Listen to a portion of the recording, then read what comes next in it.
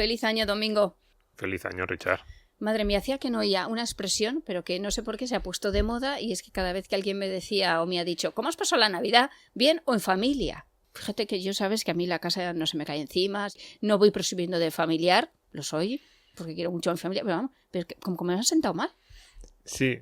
Bueno, yo que sí que soy más de reivindicarlo. Efectivamente. Pero me lo ha dicho gente que ni esperaba que me lo dijera. Sí, bueno, pues yo creo que a veces se generalizan chascarrillos que son absurdos y que la gente los dice en plan porque da gracioso, y además ni siquiera es gracioso, porque el primero que se lo inventó, ese sí que realmente... Y lo mismo tenía unos padres como para comer aparte, y a lo mejor era perfectamente feliz en su familia, pero el primero que lo dijo era medio gracioso y nadie le puso mala cara, ni aunque se lo dijera a alguien que quería mucho a su familia. Dijo, suena gracioso. Pero cuando te lo dicen 20 en una Navidad ya dices, o sea, esto está muy gastado. Y como la familia está tan señalada... Pues ahora ya le damos otra vuelta a las cosas. Efectivamente, ahora mismo parece que saltamos, ¿no? Porque efectivamente ahora mismo la familia está muy atacada desde demasiados ángulos, y por eso muchas veces a lo mejor hacemos hasta una sobre-reivindicación, pero es que yo creo que es el pilar fundamental de la vida en Occidente.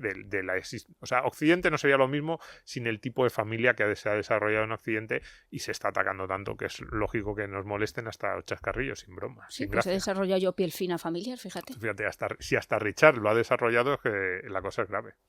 ¿Qué tal? ¿Cómo estáis? Bienvenidos a Economía para quedarte sin amigos. Hoy afrontamos un episodio de los de ¿y? Las cosas son como son y elegimos nuestra propia aventura en esta anécdota que es la vida frente a la eternidad. Vivimos en una sociedad en la que el Lego de la Guerra de las Galaxias no se lo quieres regalar a tu futuro hijo, lo quieres para ti. La empresa Lego piensa, como no, en ese niño de 30 años que sigues llevando dentro y no sabes cuándo querrás deshacerte de él. Quizá nunca. Tú eres el niño de la casa. ¿Y? La edad del Lego se alarga a la misma velocidad que baja el número de nacimientos. Es un decir. La natalidad es ideología. En este momento una serie como Los Brady no mola. Nos hemos plantado en sensación de vivir. La forma de vida, tu forma de vida, es ideología.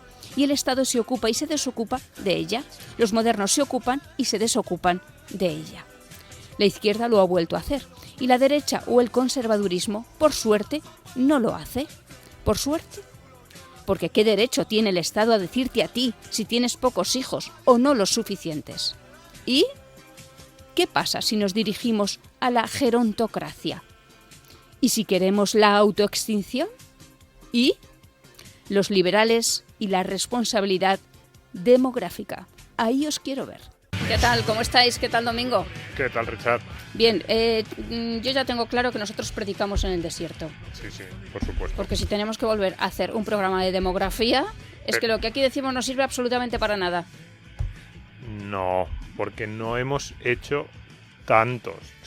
¿Tantos hijos? No, de eso se trata. Sobre el tema de hoy, que son las cifras. Hoy vamos a intentar centrarnos en la realidad. Es decir, esta es una cuestión que es verdad que sale tangencialmente muchas veces que hablamos. Desde el mercado de trabajo, sí, hasta cuando hemos hablado sobre pensiones, hasta, bueno, hace un año o así... Incluso democracia. Sí, también. Pero ya hace un año o así hicimos un programa sobre si salía rentable o no tener hijos, sí, la economía de la maternidad, sí, de la maternidad-paternidad, y decíamos que sí. Nuestra tesis es que si tú cuentas a lo largo de toda tu vida, en términos estrictamente económicos, cuánto te cuestan los hijos, pues desde la matrícula del colegio, alimentarles mientras son niños, pero luego los servicios, entre comillas, que te proveen cuando son mayores, nosotros decíamos que no es verdad esa cuenta de que tener hijos desde el punto de vista económico no es solo en términos casi monetarios, no es una decisión racional. Pero es verdad que hablamos mucho de esto, que no tenemos hijos, y luego ya, por no decirte las bombas navideñas, que son casi un monográfico de yo aquí con mi pose de abuela diciendo a la gente, cásate antes y ten muchos niños. Predicando, Eso es. Con lo poco que me gusta a mí. Pero es verdad que hablamos de eso, pero sobre las cifras reales, pero realmente cómo estamos desde el punto de vista demográfico. Esto de que estamos envejeciendo, ¿cuál es la realidad? Porque podríamos estar envejeciendo, pasar de 50 a 60 o de 50 a 80, no es lo mismo, y las dos días estás envejeciendo.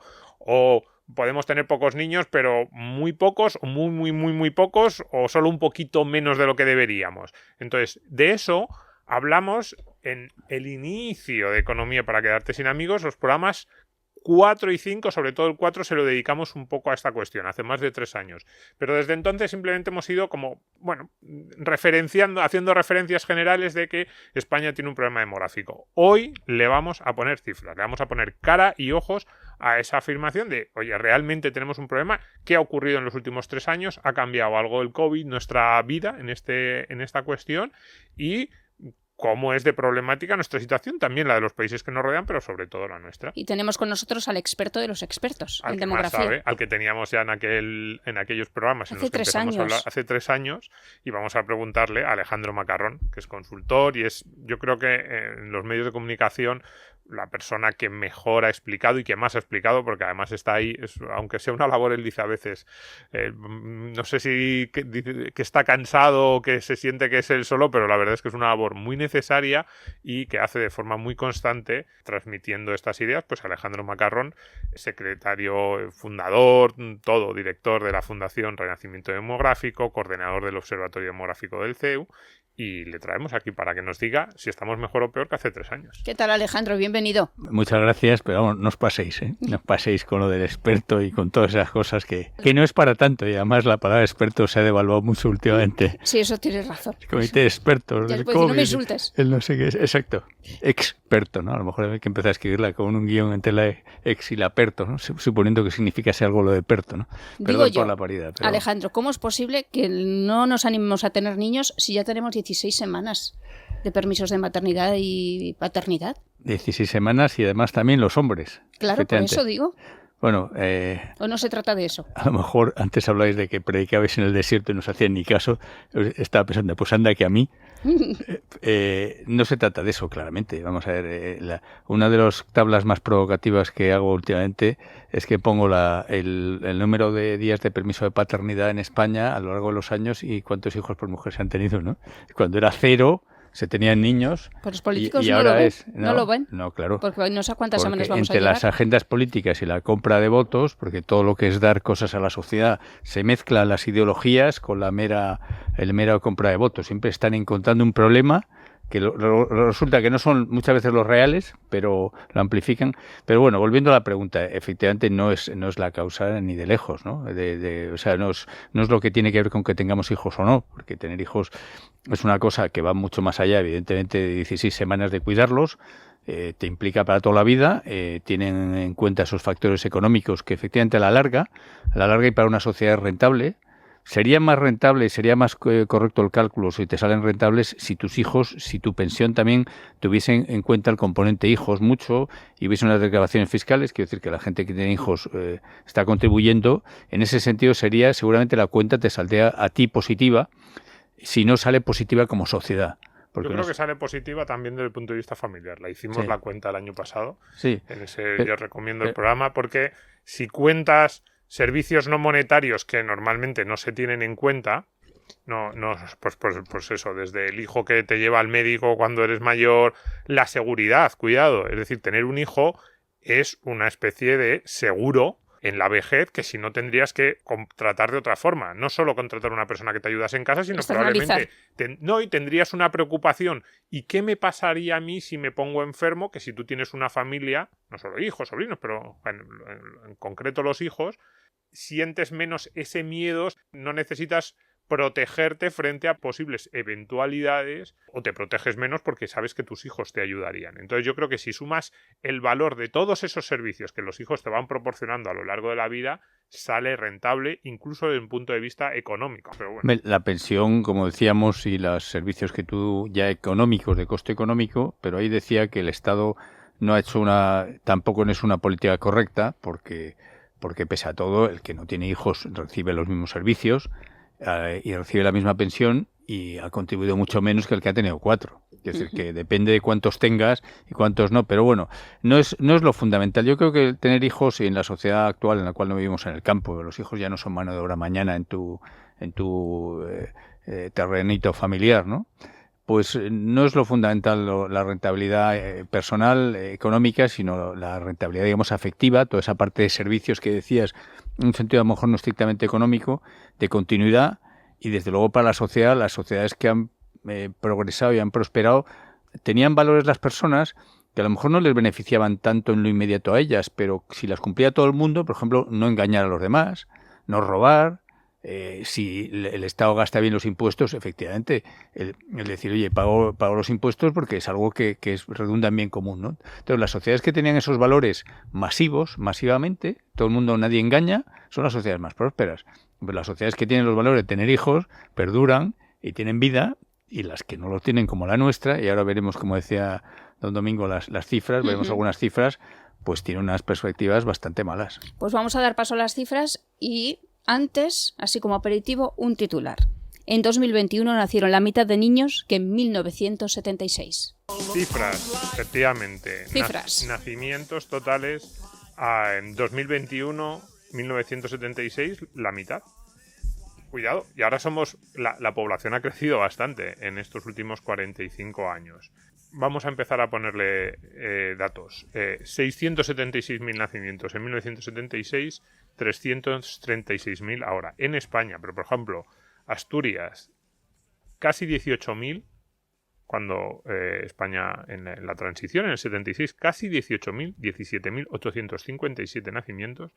En 2021, 4.800. Es decir, 4 veces menos. Una caída del 73%. Nace un niño en Asturias por cada 4 que nacían en 1976. País Vasco, no tanto, 65% de caída. Galicia, 67%. O sea, imaginémonos los jóvenes que en los años 80, los niños primero y jóvenes luego, que en los años 80, 90 poblaban las calles de Asturias, País Vasco, Galicia. Siempre decimos la alegría que eso supone, de todo tipo. Ahora hay va a haber un 75% menos de niños en los parques asturianos, en los equipos de fútbol que estén allí tratando de montar la categoría Levín juvenil, y cuando tengan 18 años en las discotecas tomando copas. Bueno, la buena noticia es que los partidos nacionalistas también llevan las de perder. Sí, también. Bueno, vizcaínos nacían 4 veces más niños de madres vascas hace, año 76, tal cual, ¿eh? O sea, en Vizcaya en concreto, más del 75% de caída en los nacimientos de madres vascas. Son madres nacidas en España. O sea, a mí me gusta dar las dos cifras. Sí. Habéis dicho 50% menos nacimientos, pero si hablamos de madres nacidas en España, 64% menos niños. No nacionalizadas. Esa O sea, es la diferencia. de origen. Yo hablo de origen porque cuando hablamos de nacionalizada, claro, hay parte que ya cuentan como españolas y es correcto. Pero en el INE se cuenta así. En el INE se cuenta así, lo que pasa es que se puede calcular, hay unas cosas que da el INE también se llaman microdatos, que te permite ir nacimiento por nacimiento y cuesta un poco trabajarlos, pero bueno, como todas las cosas matemáticas o de herramientas informáticas, una vez que aprendes, pues las manejas, ¿no? Entonces, son bastantes más los hijos de madres nacidas en el extranjero que los hijos de madres extranjeras, si a las extranjeras no sumamos las que tienen doble nacionalidad. En Eurostat, curiosamente, esa estadística sí viene para los datos de España. O sea, el INE no lo publica en España. El Eurostat realmente no hace estadísticas propias, sino que recopila de los países, ¿no? Y es una estadística normalizada europea, hijos por país de nacimiento de la madre e hijos por nacionalidad de la madre, da las dos, y el INE solamente da por nacionalidad. Claro. Entonces, a mí me gusta ver los dos porque creo que es interesante el dato. Y el polémico, dato es, además. En el conjunto de España, total de nacimientos, el 50% que hemos dicho. Caída del 50% del 76 al 2021. Si solo cogemos a madres nacidas en España, la caída es del 64%. Es decir, que es verdad, siempre se dice, la inmigración supone o maquilla un poquito la caída, pero seguimos en un 50%. Y efectivamente, lo estaba diciendo ahora con el caso del País Vasco, porque Asturias, el País Vasco, Galicia, tasas por encima del 70% de caída, si solo contamos madres nacidas en España. Es decir, madres nacidas en España, en Asturias, tuvieron menos de 4.000 hijos en el año 2021. Digo Asturias, a mí me toca muy de cerca, todo el mundo lo sabe. Menos de 4.000 niños nacidos en Asturias de madres nacidas en España frente a 18.000, casi 18.000 en 1976. pensemos la diferencia que supone desde el punto de vista social en todos los sentidos. Es espectacular. Yo creo que, por eso digo que hablamos muchas veces de no, tenemos un problema demográfico, pero cuando uno ve las cifras dice, esto es increíble, es dramático, es increíble que esto no esté en el primer lugar del debate público. Bueno, yo fui guaje asturiano porque soy asturiano de nacimiento, viví hasta los 6 años, y efectivamente, yo nací en el año 60, nacían 5 veces más hijos de madres nacidas en España, entonces Sí, no había prácticamente inmigrantes, sí. y la población era como la de ahora prácticamente. O sea, También estudias la fecundidad.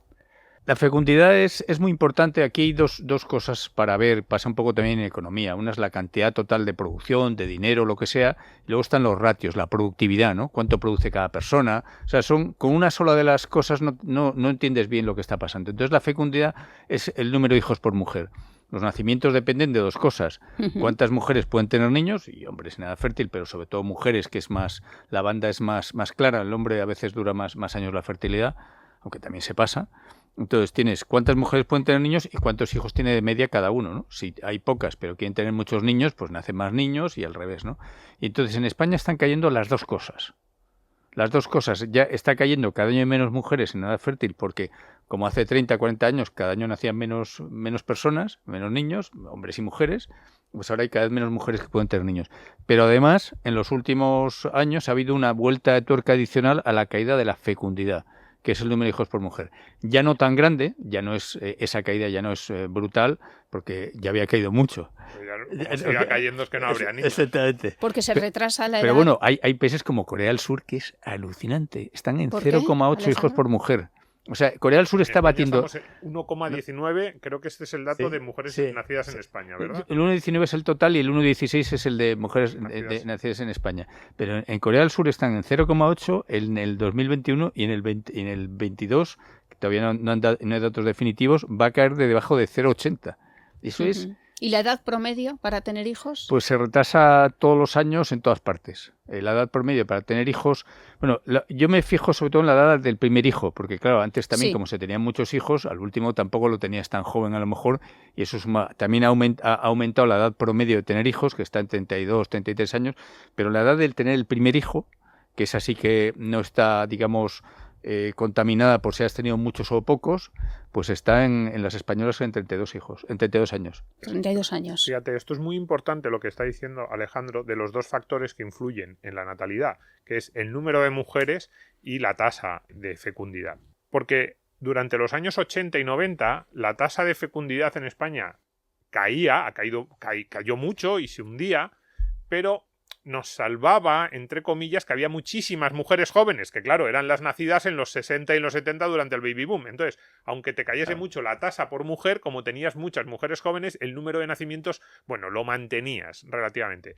Pero ahora ya tienes las 2 cosas. Tienes muy pocas o menos mujeres jóvenes cada año, porque ahora ya te se están incorporando a tener hijos o a no tenerlos las nacidas en los 90 que no tienen hijos y que además son menos que las nacidas en los 70, y además tienes la tasa de fecundidad que no te remonta. Entonces ya es la combinación perfecta que hace que sea muy difícil. Además es una especie de círculo vicioso en este caso del que Espiral es muy de la difícil. muerte. Es una espiral de la muerte porque cada año hay menos reproducción posible porque hay menos personas que pueden reproducirse. No os lo he contado, pero el grupo que hoy nos acompaña es The Wedding Present, el regalo de boda, y es verdad que ahora la mitad de las españolas ya no se casan. Sí, cuando murió Franco, aquí siempre, vamos, hay diversas referencias. También es verdad que hay que mirar estadísticas a veces de hace 100 años. El mundo no empezó en España cuando murió Franco. Hay gente que No te me coge, digas. te hace... Sí, pero para muchos lo parece y a veces también te hacen análisis de este tipo. Me pasan ayer un análisis de los últimos 4 años. Hombre, solo con 4 años está bien, todo está bien analizarlo, pero tienes que tener perspectiva. Bien, cuando murió Franco, el indicador, hay una cosa que se llama... indicador coyuntural de primonupcialidad, que quiere decir más o menos la probabilidad de que te cases una vez en la vida. Una vez, con menos de 60 años se mide, se supone que ya si te casas con 80 por primera vez, bueno, pues es un poco anecdótico, pero efectos de reproducción o lo que sea, bueno, con 60 ya es un poco difícil, pero bueno, pues ese indicador estaba en el 100%. El 100% quiere decir que si todos los años se hubiese casado tanta gente como se casaba cada año, entonces se habría casado todo el mundo. No es verdad porque no todo el mundo se casaba, pero quiere decir que había incluso un boom de bodas, ¿no? En el año 75, 74, 76, ¿no? Ese indicador coyuntural de primonupcialidad ahora está por debajo del 50%. Entonces, eso lo que dice es que si cada año, si sigue cada año se siguen observando las mismas pautas de nupcialidad, la mitad de la gente, al menos, más de la mitad de la gente no se casará nunca. Y tan felices. Aquí siempre hay que dar una perspectiva. Cuando sale este tema de los matrimonios o no matrimonios, la imagen mental que nos viene a la cabeza es la de una pareja, normalmente de clase media, media alta, que ha decidido convivir sin casarse. Y que además muchas veces son bastante estables, esas imágenes que nos vienen a la cabeza. Y yo digo que esos son muchas veces semimatrimonios, pero que estadísticamente no son representativos. ¿En qué sentido no son representativos? Porque es verdad que si solo cogiéramos a las parejas de clase media alta con estudios que tienen una relación muy estable y dijéramos, ¿hay muchas diferencias entre esa pareja y un matrimonio? Cuidado, lo discutíamos el último día de las bombas, incluso en esas parejas de altos ingresos y alta cualificación hay más posibilidades de que la pareja se deshaga, bueno, o van a tener menos Es más niños. fácil. Es más fácil, pero cuidado, si solo cogiéramos ese tipo de población, el que nos viene a la cabeza, ¿no? Pues no entraríamos en los problemas de los que normalmente se habla cuando hablamos de falta de matrimonios o hijos nacidos fuera del matrimonio. El problema viene cuando tú te pones a mirar las cifras, es entre parejas de menos ingresos, menos cualificación, ahí la falta de matrimonios y los hijos nacidos fuera del matrimonio sí que impactan directamente en las estadísticas en menos número de hijos, muchas más posibilidades de que la familia, ya no la pareja, la familia en general se desestructure, etcétera. Entonces, por ejemplo, datos que da Alejandro en ese sentido. 1/6 de los menores de 25 años conviven solo con su madre o con su padre. Esto es muchísimo. Más del 10% de los niños en España no viven en el mismo municipio que sus padres. Cuidado, que el dato es vivir en otro municipio el padre, con lo cual ya intuyes que poca relación va a haber, pero incluso podría ser que el padre viviese en el mismo municipio. Eso en el nacimiento, ¿eh? En el nacimiento, los niños que nacen en España. Entonces, o sea, en el nacimiento, esto, que es la pera, es que es se han separado o que no hay ya... padre directamente, porque hay algunos casos que no hay padre por fecundación in vitro de madre soltera por ¿Sí? decisión, se ha muerto, siempre hay hijos póstumos, pero quiere decir que muchas veces son rupturas que se han producido y además una ruptura a vivir en otro municipio, porque incluso en Madrid, por ejemplo, fíjate que no es fácil irte a vivir dentro de Madrid en un municipio grande, ¿no? Pues no, esos son datos al nacimiento. Ahí lo que se intuye efectivamente es que hay muchos niños que viven solos y eso en el momento en que sacas un poco, por eso digo, cuidado, la imagen mental y la estadística. La imagen mental es la de una serie de televisión, una familia que les va bastante bien, que no sé qué, que los padres se han divorciado por la razón que sea y más o menos las cosas pues fluyen bien y dices, hombre, pues no es un problema. Pero cuidado, si eso luego miramos en el día a día, en determinadas, sobre todo en las clases sociales, en los segmentos de menos ingresos y personas de menos cualificación y menos estabilidad en el mercado laboral, lo que se ve es un drama, y es el drama de muchísimos niños creciendo en familias con un solo progenitor, que normalmente está asociado tasas de pobreza muchísimo más elevadas, tasas de fracaso escolar mucho más elevadas, tasas de problemas de todo tipo, tanto de entrada en el mercado laboral como incluso relacionadas con delincuencia, muchísimo más elevadas. Y esto es, ahora que vivimos en el mundo de la estadística, y por eso hoy traemos cifras, todos los políticos están todo el día hablando de eso, de cifras, no, queremos hacer políticas basadas en la evidencia. Esto es una realidad que se conoce desde hace décadas y que nadie quiere poner encima de la mesa porque simplemente es políticamente incorrecta. Efectos de fecundidad, ¿no? Del número de hijos. Hay 3 tipos de hogares con hijos, ¿no? Los formados por una pareja casada, los formados por una pareja de hecho y los hogares monoparentales. Bueno, en todos los países tienen más hijos los hogares formados por una pareja casada. O sea, efectos de algo que sí que es importante, al margen de otras consideraciones, es que haya más niños, dado que nos faltan. Si tuviésemos las natalidades de antaño o las de Calcuta hace 50 años, pues no estaríamos preocupados por este tema, ¿no? La demografía, hace algún tiempo me hicieron una entrevista en una de las la mayor agencia de noticias del mundo, la IP News. Yo todo contento, qué bien, qué maravilla y tal. Me hacen muchas preguntas y luego solamente salió una. Hicieron un reportaje donde solamente me sacaban una frase porque habían entrevistado a más gente. La frase era, la demografía es como la salud, solo te acuerdas de ella cuando va mal, ¿no? Pues claro, hablamos de... Claro, ¿por qué hablamos de esto? Porque tenemos un déficit. Y las parejas, de hecho, tienen menos hijos de media.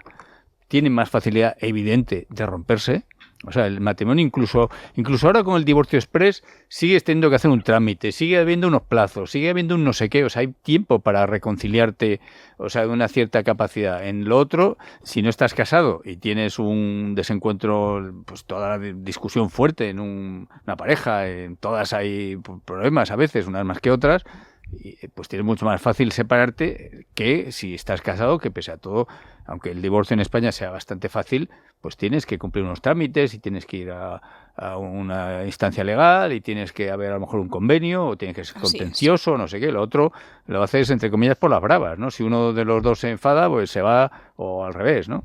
En fin, no sé si os pasa a vosotros, pero ya llegas a una edad que vas a más entierros que a bodas, ¿no? Sí. Pues que además, aunque seas más joven, tienes más probabilidad de ir a un entierro que a una boda. Pues sí, la verdad es que eso... me alegro de venir a este programa porque eso no lo había hecho, esa estadística, ¿no? La relación entre defunciones y bodas. Bodas implican a dos personas y el entierro, el funeral implica generalmente a una sola, ¿no?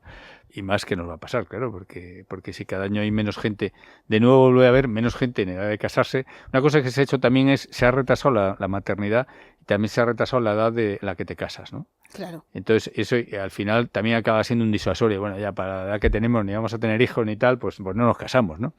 También es verdad que hay gente que ha invertido el orden de factores, que es que se casa después de tener hijos. Algunas de esas parejas estables y tal, más o menos, no queríamos casarnos por cierto prejuicio y tal. Cuando tienes hijos, dice, oye, mira, vamos a también por ellos. O sea, eso está pasando, ¿no? Más cifras, Alejandro. Decíamos lo de los funerales, las bodas, pero lo que sí que es evidente es otro de esos gráficos que tú muestras que son muy preocupantes, es que hay muchas más muertes que nacimientos.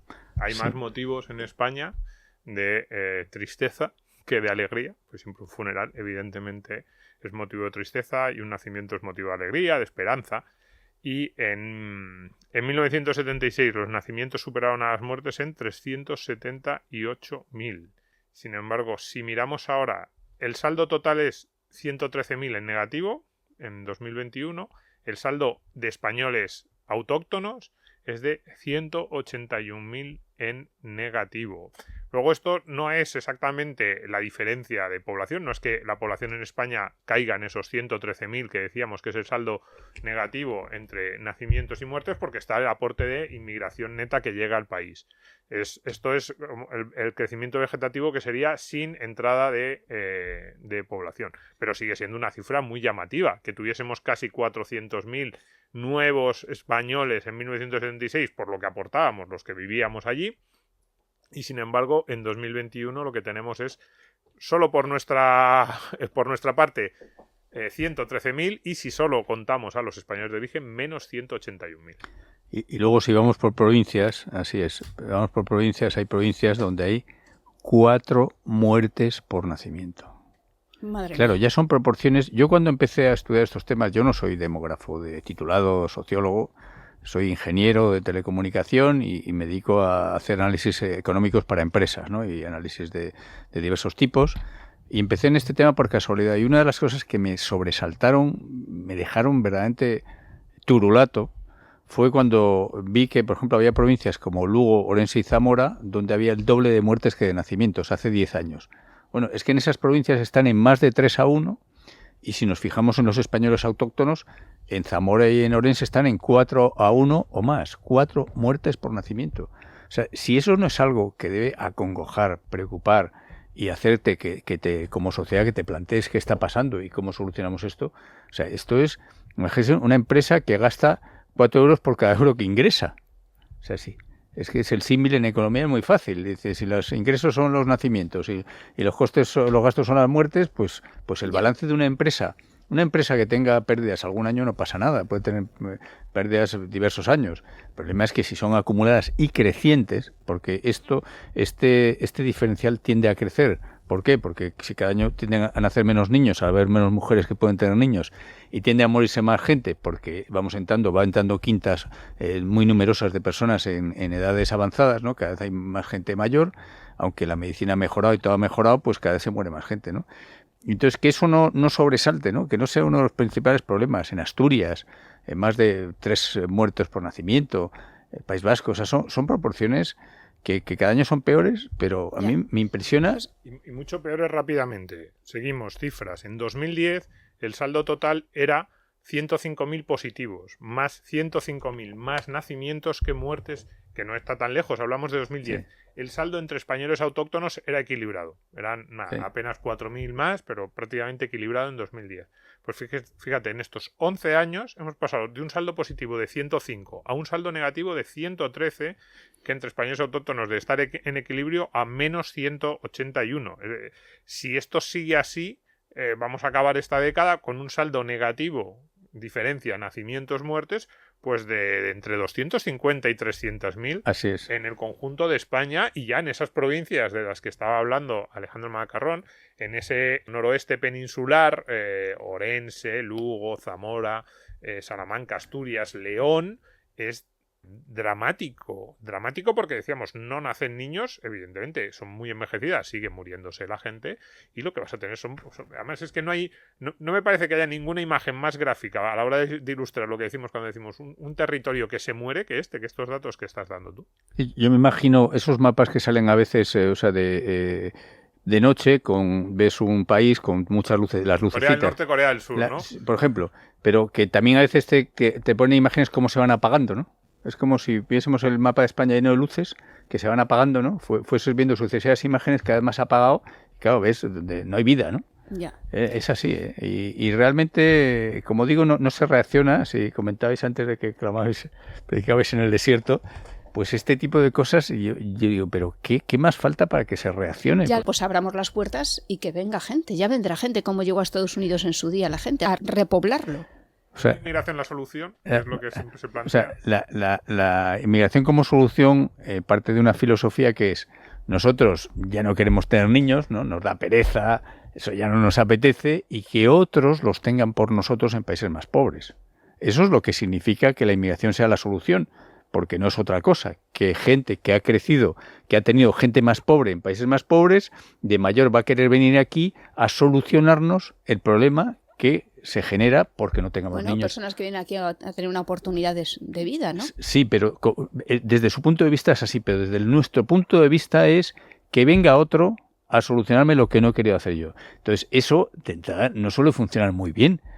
Otro vendrá a solucionarse su vida, no la mía, ¿no? Y por cierto, entonces, eso no es lo que pasaba. A mí me parece, esta visión de Alejandro me parece interesante, porque cuando comparamos, por ejemplo, cuando decimos en Estados Unidos en el siglo XX, o la inmigración española hacia Alemania, Suiza, era una inmigración de crecimiento, de países que estaban creciendo, pero lo que no era que esos países hubiesen dejado pues de tener hijos o de hacer algo que en teoría les tocaba a ellos y dijeran salvadnos la papeleta porque nosotros no queremos.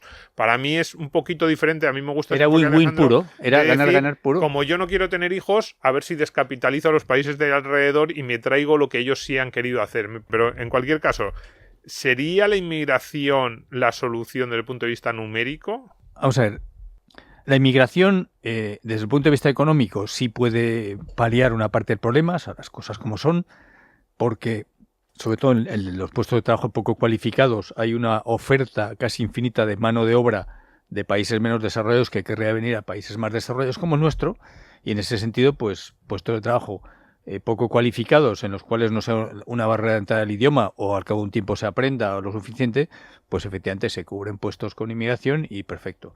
Ahora bien, los puestos de trabajo más cualificados, que son los que generan más productividad, más impuestos al Estado, más riqueza y que cada vez son más importantes, la realidad es que no se cubren más que una parte muy pequeña con inmigrantes. Uh-huh. Entre otras cosas, ahí además eso sí que sería descapitalizar a otros países, ¿no? De quitarles sus ingenieros y demás. Pero los inmigrantes que están viniendo a España son muy poco cualificados, en su gran mayoría. Hay cualificados, esto es como siempre la estadística, no es que no haya cualificados, pero la gran mayoría son poco cualificados y de hecho cada vez más. Porque al principio de que empezó a venir gente de fuera, venían bastantes europeos occidentales y ahora no vienen prácticamente europeos. Y luego vinieron orientales y también se están yendo. ¿Por qué se están yendo los orientales? Porque sus países por fin han hecho la transición al capitalismo, quitando Rusia. Han hecho una transición buena al capitalismo. De hecho, nos están sobrepasando en PIB per cápita cada vez más países del antiguo oeste. Y tiene pinta que en esta década posiblemente nos pase incluso Polonia y Hungría. Entonces, ¿para qué va a venir un polaco o un húngaro o sea, o un rumano en masa aquí, como venían en su momento, porque había mucho diferencial, ¿no? Entonces, ¿qué inmigración puede venir? La que está viniendo masiva es sobre todo hispanoamericana, africana, asiática, que también, bueno, hay distintas nacionalidades, unas un poco más, por ejemplo, los chinos, pues sí crean, los chinos crean pues sus propias comunidades, no consumen ese estado de bienestar, ¿no? Entonces, ¿qué problema tenemos adicional? O sea, no viene mano de obra cualificada de inmigración poca, esos puestos no los podemos cubrir, pero es que además, con el estado de bienestar que tenemos, atraemos demasiada y retenemos demasiada. Atraemos muchísima más y retenemos muchísima más de la que necesitamos. Y eso se ve con cifras, vamos a cifras, la cifra brutal, ¿no?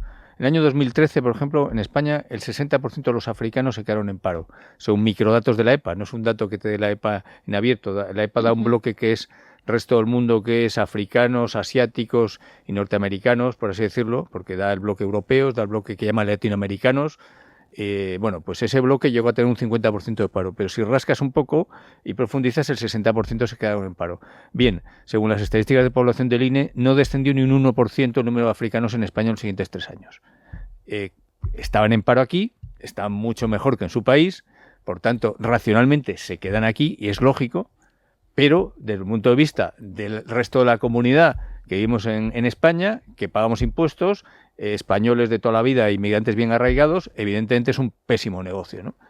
Entonces, tenemos un estado de bienestar que atrae y retiene demasiados inmigrantes para los que necesitamos. Y luego hay otro aspecto que no solo de pan vive el hombre, o incluso aunque pudiésemos cuantificarlo en dinero, la parte afectiva. Un inmigrante no me cubre el problema de la soledad.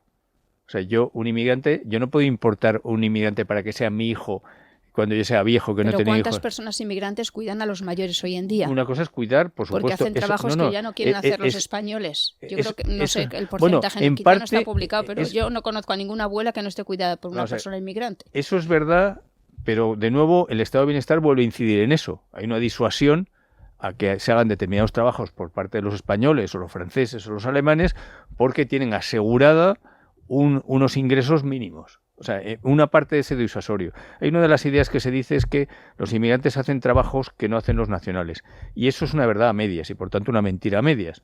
Porque yo voy a un supermercado y veo cajeras de los dos tipos, españoles y extranjeros. Veo vigilantes de seguridad y lo mismo. Veo en muchos tipos de puestos de trabajo, aunque es verdad que de cuidadores, pero cuidador, mayores, incluso camareros, hostelería. Pero cuidador no es un hijo. O sea, el cuidador, no. El inmigrante, la persona de fuera de tu familia, te puede cambiar los pañales, te puede hacer todo eso, por supuesto. Lo que no va a ser es tu hijo, el cariño. Si eres hijo único, la soledad en la infancia y en el resto de tu vida, efectos de hermanos, no te la cubre ningún inmigrante. O sea, los hermanos son una cosa importantísima en la vida. Para aprender de pequeño, si son mayores que tú, te proteges, juegas con ellos. La soledad es especialmente dura en la infancia y en la vejez.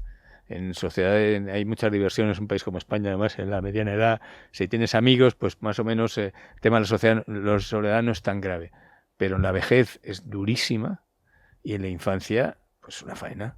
Es una faena que además con efectos de educación, porque con los hermanos aprendes a negociar, aprendes 1000 cosas que si no los tienes, pues no los tienen. Y además hay un problema, es que el hijo único, es ley de vida, se le tiende a sobremimar. O sea, no veo un entorno natural. Toda la vida ha habido hijos únicos, pero lo ideal para una persona es crecer en una familia. Mira, eso es paradójico, porque es verdad que hay menos niños, evidentemente, en la sociedad, pero están muchísimo mejor valorados que en el 76. Es como el colectivo fuerte de la sociedad. Los recursos escasos, ¿no? Ya que aquí se habla de economía, el recurso escaso suele ser valioso. Pero efectivamente, en China, por ejemplo, estaban hablando de que han creado visto que el mayor. La sociedad de los pequeños emperadores, la sociedad hijo único, es una barbaridad. O sea, habría sido mucho mejor que hubiese tenido una familia de cada dos hijos, o incluso uno de cada tres, y hubiesen hecho algún sistema de compensación, entre ellas, no sé, como los derechos de emisión de CO2, digo, por decir un símil de otro tipo de cosas, es muchísimo mejor eso que uno por familia. Bien, vamos a hablar ahora de China. Y antes decías, Alejandro, eso de cómo solucionamos esto. Entonces, ¿cómo solucionamos? ¿Como China? Es decir, ¿obligamos a la gente? Un momento, sobre esto, sobre la solución y sobre la inmigración, de nuevo, cifras muy llamativas que casi nunca se plantean. En Gerona, que es verdad que es la provincia con más del 50% de los nacimientos son de madre extranjera. ¿Madre o padre? Madre o padre, uno de los dos progenitores, que normalmente son los dos. Más del 50%. Y en Lérida, Barcelona, Baleares, Tarragona y Almería, por encima del 40% de los niños que nacen hoy ya tienen uno de los dos progenitores, como mínimo extranjero, en muchos casos los dos. Y hay hasta 27 provincias españolas en las que más del 30% de los nacimientos, uno de los dos padres es extranjero. Digo, es que por es nuestra sociedad, quiero decir. El siguiente reto es integrarlos. No, pero simplemente que lo sepamos. Claro. Que esa es, no, pero integrarlos es un reto. O sea, hablábamos de si es solución. O sea, la realidad es que el choque de culturas existe desde que el mundo es mundo. Entonces, yo suelo decir que es inmoral ser xenófobo, pero pensar que es imposible que haya un choque de culturas que puede ser muy doloroso y fracturar la sociedad es absurdo, porque lo estamos viendo, si lo estamos viendo en Francia, en Bélgica, en Inglaterra, lo estamos viendo en todas partes. Sí, la inmigración humano, no viene del mismo país, entonces, la realidad es que ahí tenemos un reto, que cuando hablan de reto demográfico y no meten en reto demográfico ni natalidad ni inmigración, es de chiste, ¿no? Es lo fácil donde puedes comprar votos, ¿no? En los temas rurales. Pero los retos demográficos de verdad son la natalidad y la inmigración, su gestión en primera generación y su integración en segunda generación. Es fundamental que los niños de esos hijos, efectivamente, en el futuro sean con peculiaridades religiosas y culturales familiares las que quieran, pero se comporten como españoles, entre comillas, cualesquiera, efectos de valores básicos, de libertad, libertad, etcétera. Las mujeres, la famosa igualdad entre hombres y mujeres, que es un valor esencial. Claro, sí, estoy pensando en los musulmanes, por supuesto, claro. Por ejemplo. Las mujeres musulmanas, que ahora mismo viven en España. Bueno, vamos al meollo de la cuestión y es cómo lo solucionamos. Hacemos como en China, decía yo. La política estatal, yo creo que el Estado, mientras exista, tiene que intervenir en los problemas de la sociedad. Ahora, en una sociedad liberal y democrática y de derecho, tienen que intervenir con muchas restricciones. Con lo que no infrinja su papel. El Estado hace campañas para que el tráfico sea más seguro, que nos matemos menos en la carretera con algunas restricciones, y yo creo que la mayoría de la sociedad aceptamos como algo razonable eso. El Estado hace campañas contra la violencia en determinados campos y si no son demasiado ideológicas, pues nos parece correcto porque la violencia no nos gusta, no nos parece buena y productiva. Bueno, pues el Estado yo creo que efectivamente tiene que intervenir, tiene que fomentar, tiene que facilitar la natalidad de una forma que no sea invasiva, no se puede obligar a la gente a tener niños, entre otras cosas. Porque han decidido no tenerlos. Bueno, han decidido no tenerlos. A veces también pasa que a la gente se le pasa el arroz porque no era muy consciente de que la fertilidad se pasa. Eso también se le pasa el arroz en casarse. O sea, hay que decir que hay una serie de prioridades que tienen que ver, incluso la facilidad misma, el tema del matrimonio y el divorcio. Yo creo que el Estado tiene que, de nuevo, con esas restricciones que hemos dicho, un Estado liberal moderno, el Estado no te puede obligar a casarte ni te puede impedir que te divorcies, pero el Estado tiene vías en las leyes, se puede facilitar, incentivar la nupcialidad y hacer el divorcio, pues también por lo menos hacer ver, incluso sin vías legales. O sea, si echasen en televisión programas donde se cuenta el efecto devastador que va a tener para sus hijos si usted se divorcia, pues a lo mejor esa discusión que he tenido con mi pareja, pues vamos a llevarnos bien razonablemente mientras los niños no sean mayores, ¿no? Uh-huh. Es decir, la facilidad con la que la gente se divorcia con niños pequeños, pues obviamente no es consciente del daño devastador que estadísticamente va a crear en sus hijos. ¿Se hace algo por eso? Pero tú habrás escuchado, Alejandro, eso de que se vive mejor sin hijos. Una sociedad, vuelvo a lo de los valores. Si todo el mundo tuviese los valores de que se vive mejor sin hijos, primero ni existiríamos, ¿no? Si los hubiesen tenido nuestros antepasados, ni existiríamos. Las sociedades necesitan valores que les permitan perdurar, ¿no? Y uno de ellos es este, ¿no? Y luego lo de que se vive mejor sin hijos, pues bueno, no lo sé, preguntemos a la gente que tiene hijos y a la que no, a ver, de los que tienen hijos, ¿cuántos se arrepienten, no? A ver, yo, sobre el tema de las soluciones, hay una serie de... a mí me parecen, iba a decir, evidencias. Lo primero, no solo no puedes obligar a la gente que tenga hijos, sino que en los países que se han lanzado campañas pro natalidad más agresivas, digo desde el punto de vista puramente económico, de ayudas, lo que hemos dicho antes, decías, las semanas de paternidad, ese tipo de medidas que son las que casi siempre se ponen encima de la mesa, no han funcionado especialmente bien, han podido subir algo, pero al llegar a las tasas de reemplazo se ha conseguido muy... O sea, no... Porque la gente hace lo que quiere No se hacer. ha conseguido realmente en ningún sitio. Lo que pasa es que tampoco se ha tocado el tema de nupcialidad en casi ningún lado, el aborto. O sea, en Suecia, por ejemplo, hay un gran permiso de paternidad, pero le da igual al Estado sueco si se abortan el 20% de los embarazos, el 30% o el 1%, porque no es lo mismo que la gente decida abortar muy poquito, que si se encuentra un embarazo inesperado, pues sepa reaccionar y lo tome en positivo y tal, a que se haya casi fomentado, decir, oye, ni de coña, tú no tengas un hijo ni de coña, que como que si pienses... no lo tenías previsto, aborto y ya está. Casi es el mensaje. Y luego, yo sí que creo que es una cuestión de valores, pero además, si lo queremos ver en un sentido económico, de percepción y de lo que quieres adquirir y no quieres adquirir. Es decir, hay cosas que se ponen de moda y que estamos dispuestos a pagar mucho más. A lo mejor hace 40 años en España pues se producían, no sé, aguacate, pues mucho menos, pero tampoco lo consumíamos y no era una cosa valorada. Y ahora de repente dices, oye, pues los aguacates están carísimos y hemos triplicado la producción de aguacate. ¿Por qué? Porque estamos dispuestos a renunciar a otra cosa con tal de comprar más aguacates, ¿no? Dices, llevamos eso al terreno familiar, al terreno de los hijos. Lo que se ha transmitido en España en los últimos 30 años es que los aguacates son sanos, no solo los aguacates, la quinoa y otro tipo de comida, y entonces pagamos más por ello y estamos dispuestos a renunciar a otras cosas a cambio de tener más de eso, y sin embargo lo que nos llevan transmitiendo en los últimos 30, 40 años, y yo no creo que sea el Estado, cuando digo nos llevan transmitiendo es en general, cultura popular, también desde el punto de vista político, social, es que tener hijos es un problema y es algo costoso no solo económicamente, sino también desde un punto de vista vital. Entonces, ¿qué ocurre?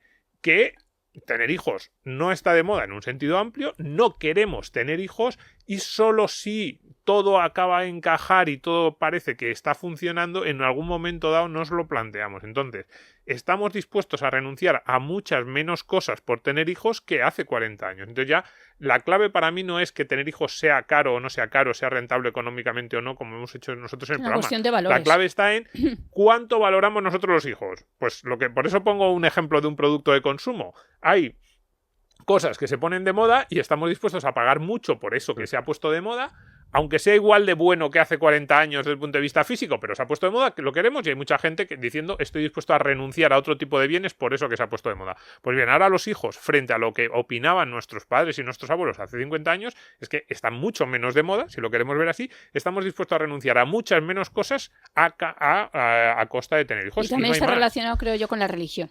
Sí. Y con los valores católicos. La religión era pro hijos. Las familias católicas tienen más hijos. Las familias católicas tienen más hijos, las familias judías más creyentes tienen más hijos, los musulmanes pasa lo mismo. Yo creo que hay, lo fundamental es lo que decía Domingo de querer tener hijos o no, pero el Estado sí puede hacer cosas. El Estado, insisto, en las leyes de divorcio y de aborto, en temas que tengan que ver con la nupcialidad. La fiscalidad tenía que ser bastante inferior a la gente que en función del número de hijos, porque los hijos cuestan mucho y son un bien para la sociedad, eso se tiene que deflactar. Y luego esa creación de valores, al final los valores, es decir, como decía el símil del aguacate, ¿no? El revalorizar el tener hijos es fundamental. La maternidad y la paternidad, la figura del padre lleva una serie de vilipendios y de ninguneos que es espectacular en los últimos 40 años. Sí. ¿No? El padre, y cuando el padre influye tanto como la madre, el padre influye tanto como la mujer en si se quieren tener hijos o no. Todo el mundo habla de que esto es solo un tema de mujeres, incluso gente muy de derechas, y no es verdad. Es cosa de dos casi siempre. Casi siempre. Hoy día va habiendo algunos hijos que se tienen sin padre, pero esencialmente es una cosa de dos. Y en los matrimonios o parejas, muchas veces es el hombre el que no quiere tener un hijo o el siguiente hijo. Y sin embargo, el padre cuenta. No, en muchas cosas no cuenta nada, ¿no? Otra cosa que es importante es el tema de la mujer en el mercado laboral. Hoy día la gran mayoría de las mujeres trabajan fuera del hogar, pero sigue habiendo una minoría que quiere ser, como por así decirlo, de la escuela antigua, que tiene más hijos que el resto y que es vilipendiada, que es ninguneada, a la que se le llama maruja, a la que está mal vista, ¿no? En la sociedad hay unos valores, parte del Estado, en impuestos y en una serie de cosas contra la mujer que no quiere trabajar fuera del hogar y en el resto de la sociedad. Bueno, ese tipo de cosas cuentan mucho y todo va sumando cosas, pero vamos, yo creo que lo primero en las soluciones es, como sociedad, darnos cuenta que tenemos un problema.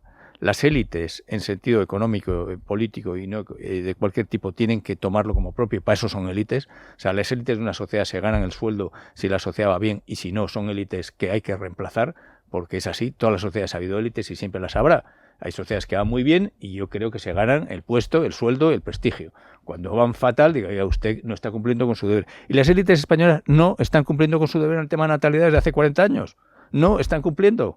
No están cumpliendo porque tienen la obligación, pues ya que son élites y sobre todo las políticas. La natalidad es ideología. Eso dicen algunos. Eso dice la parte zurda del tablero, ¿no? Pero la parte diestra no se atrevía a decir lo contrario hasta hace nada.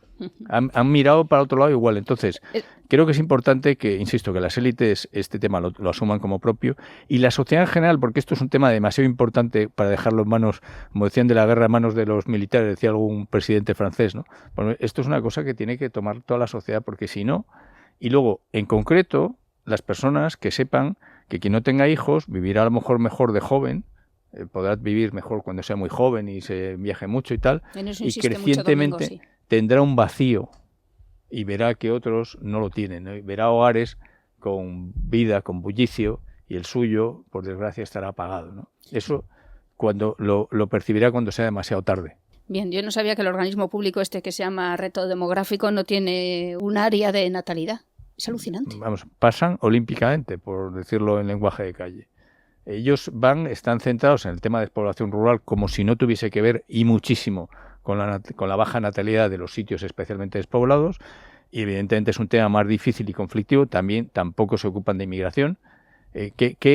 ¿Para qué sirve el tema del reto demográfico? Pues al final es cómo ponemos partidas de dinero, y claro, como los políticos viven del voto, pues claro, uno tiene que pensar que van a por el voto, pero no están solucionando absolutamente nada, y sobre todo que renuncien al tema de natalidad cuando se ve a nivel provincial. Las provincias, no tanto ya un pequeño pueblo, ¿no?, que es inviable a lo mejor en una sociedad moderna porque ahí tendemos a la concentración, pero se ven las provincias. En cualquier provincia tú haces un análisis donde ha habido más natalidad. Por ejemplo, Jaén, que ha tenido más natalidad que la media nacional, está mucho menos despoblada que Soria y ha tenido incluso más emigración. Jaén es la provincia posiblemente con más emigración de España. Bueno, pues sin embargo, es una sociedad menos envejecida que la media nacional porque han tenido más hijos y no tienen todavía un problema tan grave como tiene Zamora, como tiene Palencia, como tiene Teruel. Entonces, es natalidad. La natalidad, vamos a ver, la población se pierde o porque nace poca gente o porque se va mucha, entre comillas, ¿no? Bueno, lo de se va mucha a lo mejor no lo puedo controlar, pero tener los hijos sí lo puedo controlar. Entonces hay gente que me dice, no, ¿cómo van a tener hijos si se van? Digo, sí, pero la natalidad, la fecundidad mide cuántos hijos tienen los que se quedan.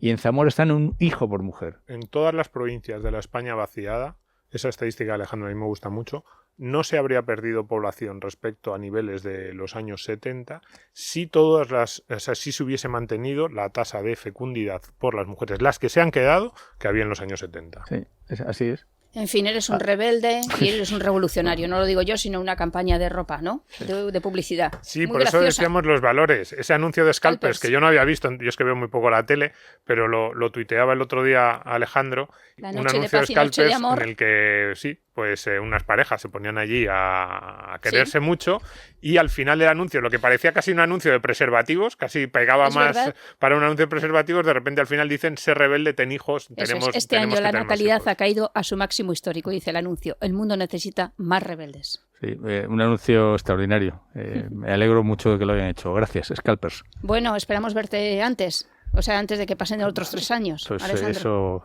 depende. Yo voy a donde me llaman, Un placer. pero no pido ir. Gracias. Muchas gracias. Madre mía, este es un tema polemiquísimo, como dirías tú. Domingo, yo hablo como tú. Te canta lo delísimo. Sí, es muy polémico. Porque está muy ideologizado. Pero no solo porque esté ideologizado, porque en la raíz de todo, de por qué no tenemos hijos, lo contamos hace 3 años, cuando hicimos aquellos 2 primeros programas.